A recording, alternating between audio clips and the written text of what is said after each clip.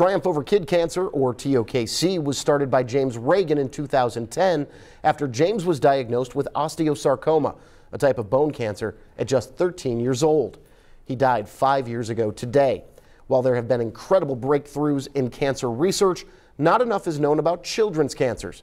To date, TOKC has raised more than $3 million, giving the money to pediatric cancer researchers. But that money doesn't come magically. As Chris 6 News anchor Lee Sausley reports, TOKC relies on donations from people who care, like Gloria Hicks.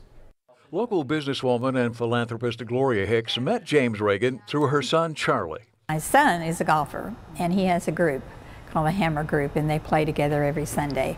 And so they kind of adopted James to play with them, and they treated James like he wasn't ill. He was just one of the guys, and they all loved him so much. And when Mrs. Hicks heard about James, she insisted on meeting him.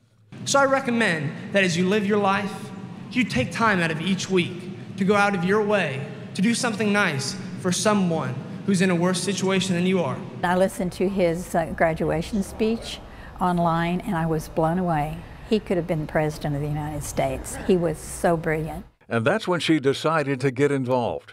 She and her family have donated big prize items like trips and vacations to be auctioned off at Triumph Over Kid Cancer fundraisers.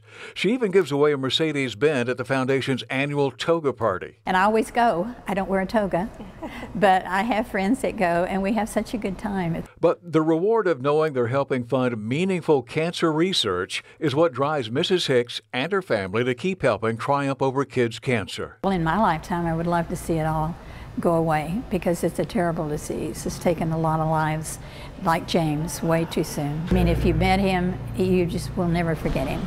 And knowing that we might be helping to cure the cancer that took him is very important to all of us. And I think that's why the mission is so important.